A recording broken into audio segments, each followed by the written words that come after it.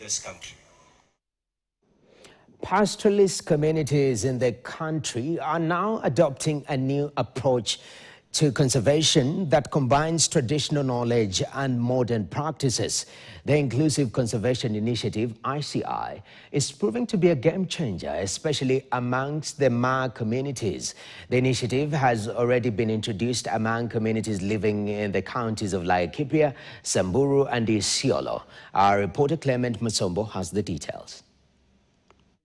Pastoralist communities like the Maasai, Samburu and Rendile have depended on indigenous knowledge to protect their lands, water sources and grazing routes. Now, through the Inclusive Conservation Initiative, these traditions are being integrated with modern conservation science to safeguard both biodiversity and livelihoods. Tumekuwa tukishunga tu mazingira, tulikuwa tumefanya conservation, lakini sasa hivi tunataka kufanya na kurekodi au kudocument ile model ambayo tunafanya conservation ili kisasi cha jasho wapate kupata kwamba tulikuwa na namna hii. In northern Kenya's Wasongiro Basin, local groups supported by the initiative are mapping grazing lands, cultural sites and migration corridors.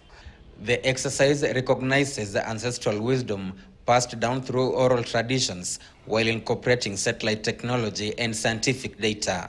So wanyama saa zingine wakati wanafungiwa kwa waya na sisi pia tumefungiwa nje, hiyo conservation ilikuwa tofauti kwa sababu sasa wakati tulikuja baadaye, yani ukikutana na mnyama unakutana na mnyama amekasirika.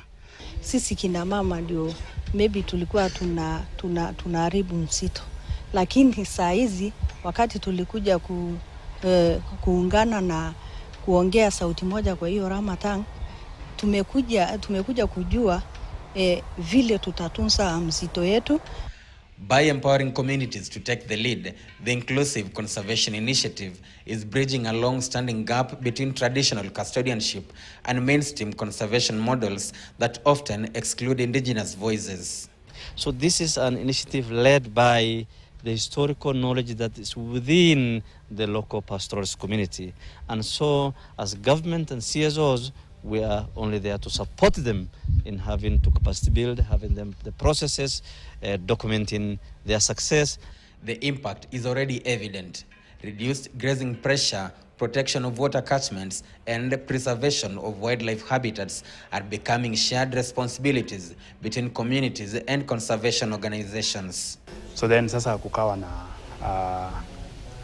this idea ya inclusive conservation ambayo sasa inakuja kujumuisha the mainstream conservation na njia zetu za kiasili na mila yetu na mipangilio yetu.